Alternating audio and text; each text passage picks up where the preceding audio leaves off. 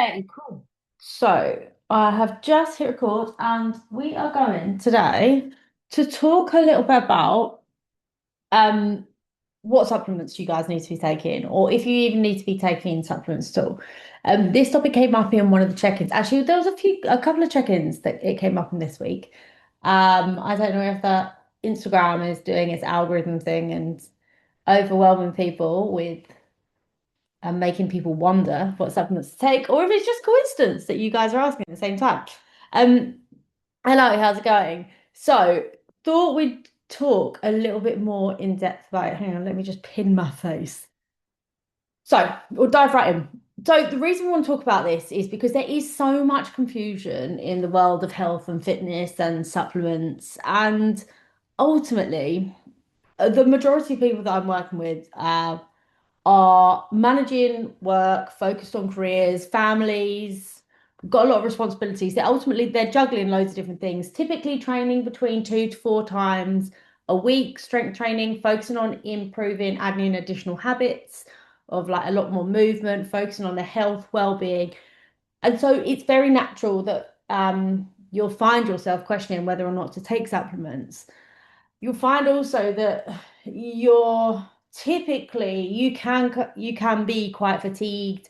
You often might be a little bit stressed. Maybe sometimes you've got a bit of low morale. So the first thing you do is try and find the solution, right? You want to figure out how to fix this.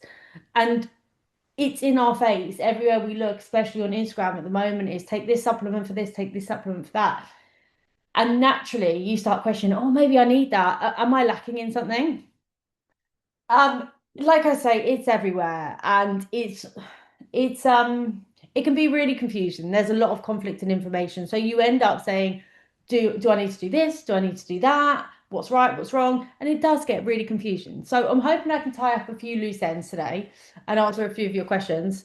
Um, but what I want to focus on first of all is when it comes to supplements, like the most important thing is your nutrition first. Like supplements aside, nutrition, the food you're taking in, the food you're consuming is far more important than taking supplements. If you can get your food right, you won't really need additional supplements. So you want to focus on building a rounded, nutrient-dense diet and then use supplements to fill in the gaps if there are gaps. Sorry, I'm sitting down today. I'm not standing, and you'll notice I'm such a fidget when I'm sitting down. So I do apologize. So the key nutrition foundations and the things that you need to be looking for in your diet, the things that you need to be being mindful of is one, adequate protein in each meal. I know I harp on about protein all the time, but it is so, so, so important. And we're going to delve into all of the I'm going to delve into a bit more in de detail in a minute. But protein, make sure you've got it with every meal. Aim for at least 5 servings of fruit and veg daily. If you can get more, wonderful. For me, the way I look at it is so I'll often have a salad for lunch or for dinner, and I eat quite a lot of veg anyway. But aim for as many colours on your plate as you possibly can. So if you're out having a salad, like when you look at the bowl and it looks really colourful, that's really good because all the different colours kind of have different nutrients in them and different goodness. So that's what you want to aim for. When it comes to things like carbohydrates, use them for energy, but you want to go for the whole grain options. Uh, Making sure that you've got healthy fats in your diet, they're so important for hormone regulation and also for your brain health. Not necessarily just like, oh, of course, they're really good for long-term energy, but actually, they're really, really good and helpful for your body too. Making sure you've got your suitable calories to fuel your training and your lifestyle. If you're not having enough training, if you're not having enough fuel to fuel your training, then you're naturally going to start feeling fatigued. So making sure you have, even if you are in a calorie deficit, so you're eating less calories, you're consuming less calories than the calories you're burning, making sure that you're still eating a suitable amount to fuel your body, and making sure you've got hydration. Hydration is so important. Even if you are dehydrated, it's insane how much less energized you will feel. So making sure that you're drinking plenty is an absolute foundation. So We will go through supplements, but I'm just kind of rattling off what the most important thing is, first of all, before we go into it. Because supplements can't fix your like poor sleep quality. It can't fix you having a high stress level, doesn't fix dehydration. It shouldn't be the go-to to eliminate these problems. Yes, they can help, but it's not the main fix. First of all, before you even consider taking any supplements or taking any other bits, what the best thing to do is especially for those of you that are tracking on MyFitnessPal, it makes it a lot easier to review your diet. But if you were to remove any supplements or if you don't take any supplements, what does your diet look like? And is it supporting your health as it is? Like, do you have quite a well-rounded diet as it is? That would be my first thing for you to look at. Now, one thing to notice, that's two, but one thing to notice, to note, I'm not a dietitian. I do a lot of research and I have a lot of knowledge on this purely because I'm positioned within the health and fitness industry, but I'm not a dietitian. So take this as research or take this um, as me almost brain dumping, but it's up to you guys to review exactly what it is you need and also like the percentages that you need as well, your dosage too. All of this is pretty much most of this is based on women in the UK as well. And it's kind of I've picked out the ones that are more common within the niche that I work with. So mums typically like 30, 35 plus and who are looking to be healthier, fitter, stronger, want a little bit more energy for now and for the future. So I've kind of put them as my favorites, like my favorites towards this side, and then as they kind of taper out. And when I say my favorites, these are the ones that I think are for training and performance. I think these are really helpful. So creatine monohydrate. I talk about creatine a lot, and I think it's really underrated. People don't really know about it. They hear its long name and they're like, oh, I don't need to take that. That's for bodybuilders. It's not. Everybody can benefit from creatine. So, creatine is really, really, really good if you want to build strength. It's really good because it helps your muscles to build, it helps them to recover, and it's also really good for your brain energy. So, it's not just for bodybuilders, anyone, particularly women. It's really helpful if you're going on a fitness journey, if you're on a fitness journey, even if you're not. If you're perimenopause, menopausal, creatine is a really, really good supplement for women. And whether you're exercising or not exercising, I think it's a really good go-to, and most women should be taking it. It's one of the most researched supplements within the industry. There are lots of different brands available of it. I particularly like awesome supplements because it's a clean form of creatine. But that is one I would recommend for you guys, especially if you are on a health and fitness journey and you're wanting to build strength, lose muscle, because it really just helps you feel good and it helps your body perform. So what I've done is I'm talking about the supplement briefly, and then I'll also talk about the foods that you can get it in because I truly believe that a lot of the stuff can come from your foods and it's the first place to go to. So for creatine, it's a bit different. Like you do have to eat a lot of these foods to get the same equal level as creatine supplement. So from that perspective, creatine supplement I think is a really good one to have on board because it's harder to get from your food sources. If you're going to get it from food, it's like beef, pork, salmon, tuna, chicken, cod, herring, and lamb. So vegetarians out there, it's sorry, I got to reach for my water. Vegetarians out there, it's a bit harder for you guys to get because it's in a lot of meat and fish. So that one I would say is a good one to have in your bank for sure. Next up, protein. You know I love to talk about protein all the time. Probably boring you with it. But protein is so important because it's going to build and repair your muscles. It's going to maintain your muscles. So even if you're in a calorie deficit, so if you're in a calorie deficit, there are three places your body can pull from within your body to use as energy.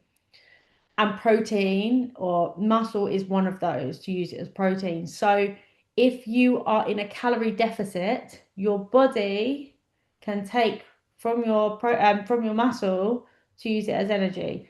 If we are eating enough protein, we can maintain our muscle mass, and that's what we want to do. It's going to help build, maintain, repair, recover your muscles. And we want to do that because ultimately our aim of the game is to build our muscles, because the more muscle mass we have, the more calories we burn, even at resting. Protein is really good for your metabolism. It's going to keep you fuller for longer. It's going to help your recovery and also helps your hormone function too. As women, we are typically under consuming protein quite significantly. So a lot of the women I take on, when I ask them how much protein they're currently eating, I would say the average is about sometimes 40 to 50 grams of protein, which is really low considering you probably want to be eating between at least 1.4 to 1.6 grams of protein per kilo of your body weight. It's different for everyone based on what they're looking to achieve, but that's the general like rule of thumb. And so let's say a woman who is 60 kilos, God, my math isn't good enough, but you want to be eating around at least like 80 odd grams a day. I think that's right, maths. Um, so when you're looking at someone, the average person eating like 40 to 50, it's quite low. It's pretty low. So protein for me is a really important one for you guys to get in. Protein is, you can get this from food. You do not need a protein supplement. You don't need protein powders to consume your daily amount of protein. However, it can be quite hard and quite expensive to consume loads of protein each day. Adding in like I appreciate there's only so many chicken breasts you want to eat. There's only so much meat that you can, only so many eggs that you can snack on. So for me, I have protein every day, protein powder every day, and I think it's a really good way to kind of top it up without having to be like, got to eat more. So whilst you can get it from your foods quite easily, it's I think protein powder is a really good bridging gap to make it a little bit less icky in a way. So top protein foods: chicken, nice lean meat, eggs, Greek yogurt. Greek yogurt game changer. Mix it with a spoonful of protein powder, wax up the protein. Cottage cheese, salmon, lean beef, turkey, tofu, lentils. Like, you can get protein yogurts, but be mindful of protein, anything that is labeled with protein, because it's often got a lot of additives and things in it. But that's a whole nother topic for another day, because I've got a lot to talk about on protein labeled products, but that's not for today. So yeah, protein quite readily available. I won't talk to you too much about that because I think we know quite a lot of it about now. Electrolytes. I love electrolytes. So sometimes, when you've got that unquenchable thirst, and no matter how many glasses of water you're drinking, you just need that extra bit more. It's electrolytes. You need to have that element of salt in it. And now you can buy electrolytes tablets. I use the SIS ones, SIS, Sports and Science, Science and Sports. I think they're really good. They are a reputable brand. They are very readily available in supermarkets, online, pretty cheap as well. Like, they're really reasonably priced in comparison to a lot of other brands. And they're good. They've got a lot of research behind them. So you can also make them yourself by getting some water, adding a little bit of salt, adding a little bit of honey, and some lemon juice too. I've given it a try. It's quite nice. Do it occasionally. But ultimately, it's just easier to plonk a tablet in a thing. So electrolytes are really good because they're going to support your hydration, like I mentioned before. If you are dehydrated, your performance will be much lower and you will be a lot more tired, and you'll feel a little bit, you won't be performing at your best. Electrolytes can help improve your fluid balance. They're going to help your muscles contract, which ultimately is what we need when we're performing our workouts and performing our exercise. Um, it's really good for long workouts. Like if you're working out for a longer period of time, you need to replenish your um, hydration. It's really good for that. Heavy sweating when you're warm, when it's hot outside, when you've done an intense workout, and also for like endurance training. But I would also say, aside from that, I think electrolytes are really, really beneficial when you wake up in the morning to replenish all of the water that you've lost during the night, where your body hasn't had any fluids through the night. I typically take mine between about anytime between 8 and 10. It's normally about 9 till 10. But first thing first, wake up, have one of these of water first thing, and then I normally have my electrolytes. I have them after my workout, normally about 9 or 10. Um, you can get electrolytes from food as well. There are lots of foods that are high in electrolytes. So bananas, avocados, coconut water, spinach, sweet potatoes, yogurt, milk, nuts, seeds, and sea salt. But this is just to name a few. I've just basically taken off, say, I think it's like top 10-ish.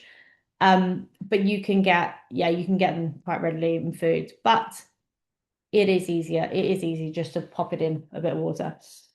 Um, vitamin D. Vitamin D is something that in the UK we are often lacking because we don't have as much sunshine. But if you can aim for 10 to 20 minutes a day exposure into daylight where possible, it's a great starting point. Um, it's vitamin D is game changer because it's going to support your immune health, boost your mood. It's going to help your bone health as well, muscle function. Like I say though, yeah, we do work indoors a lot in the UK, and so we don't always, particularly if you're working in the city, in like an office block, we don't always see as much daylight as we could and we should do. So therefore, like supplements can be quite beneficial. But if you can get it from natural source, it's way better. You can get it from food, so foods that are high in vitamin D. A lot of oily fishes are great for that. So you've got fortified milks as well, and then like egg yolks. But that's from food sources, but obviously you can also get it from daylight too. Iron. So iron is something that a lot of women are often low in.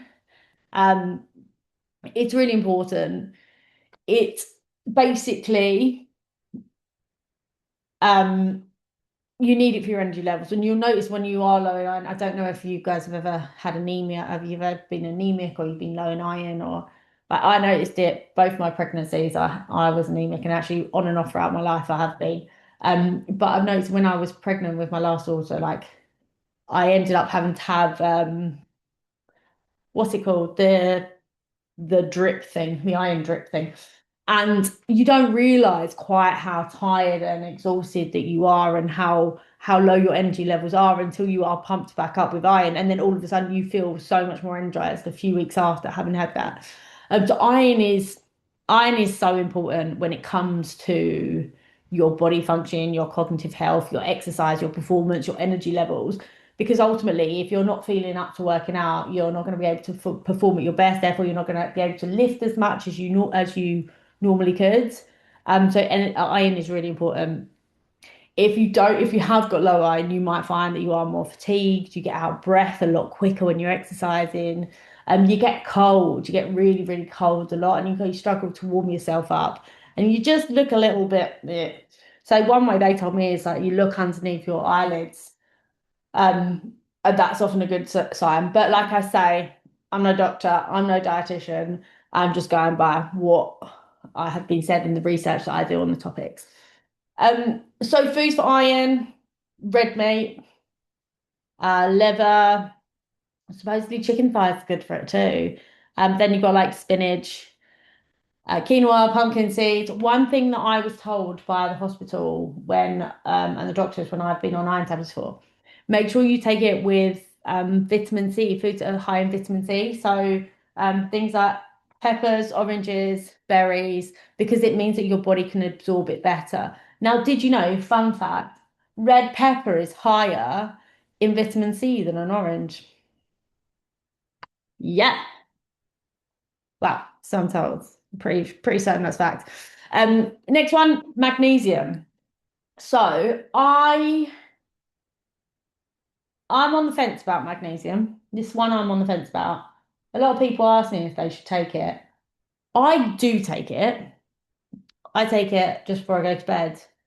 Um, because I want to, I'm kind of trialing improving the quality of our sleep. And as like women that are, if we're working a lot, got deadlines to work to, we've got children, like sometimes sleep can be a little bit out of our control and it can be a lot harder to get the hours of sleep that we need and the quality of sleep we need. So I look at different ways that I can improve the quality of my sleep. And one of these at the moment I'm trying is magnesium. I've not noticed the effects of it so far. I don't think my sleep has any been much better quality, and I'm using a very reputable brand. And it's hard because you don't know what it's like without it, right? And how much can your quality of sleep be improved if you're being woken up 3 times a night by kids? So I'm on the fence about this one. Um, but magnesium is really important because it can help improve your quality of your sleep. It relaxes your muscles, it regulates your nervous system, and it just improves your recovery from exercise. So that's up to you, that kind of one. So when foods that are high in magnesium, nuts great for it. Dark chocolate, any excuse to have some chocolate, right? Spinach, avocado, beans, really good for it. Whole grains, bananas. Bananas are just all round good egg, aren't they? They're just very good one. Um, omega-3. Sorry, I'm nearly done at the end of the list. These were like I was a few different of these ones have been asked specifically, so that's why I've added all these in as well. Omega-3, good for your concentration, isn't it? It's good for your brain. Heart health, hormone balance, inflammation, and recovery from training. So I don't know, like, do you remember? I don't know if they're still around now, but I remember as a kid there was always those omega-3 medicines or the tablets that you'd have. Mum be like, "Oh, have some of these before your exam," or "Have some of these while you're revising." So yeah, omega-3 is great for the brain. You can get it from the oily fishes again as well. Lots of different fish, lots of different oily fishes, and nuts, great source for it as well, particularly walnuts, and hemp seeds. Also, you can get, cod liver oil tablets. I've done it twice on here. Um, I don't like them. I'm not a big fan.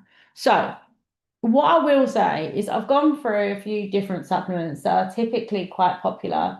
Um, I will go through in a second the ones that I take and the ones that I think are a really good starting point for anybody looking to improve their performance and improve their performance and maybe like fill in the gaps a little bit. But one thing I do want to draw to your attention is there is like the supplement industry in the UK, there is no mandatory testing before sale of these products, meaning that they are all not as well regulated as others. And they can often be, because they've not been tested by like a third party, there's often misleading marketing on these things, there's often poor quality ingredients. The actual purity of the ingredients isn't always great, and they're often inaccurate on the amounts of ingredient in it. They're not all equal, they're not all as effective as each other. If you think you're buying iron tablets from one shop, like buying iron tablets from the other shop, but this shop over here is cheaper, I would possibly say there might be a reason for it. Now, what I would say is when you're buying any supplements, and I talk to you girls about this anyhow, we're often talking about different brands of what to buy. Do your research, find a reputable brand of supplement so you know what you're buying is legit. You know that it's been tested correctly by a third party, um, and you know that it's of good quality. So if you ever like, there are a lot of brands that I recommend and that I use that I always make sure I'm always looking into, making sure it's a good, clean brand as well. So if you've got any questions, give a shout and I can try and point you in the right direction. Um, Supplements are often overhyped. You don't always need them. Things you don't need, things like fat burners, you don't need things like detox teas, metabolism boosters, like green powders. Like if you're eating good vegetables in your diet, you don't need additional green powders. You want to first of all focus on your food and training consistency instead. Like you can have supplements, but kind of sometimes it is just a little bit of an overhyped thing and things that you don't really need. So do you need supplements?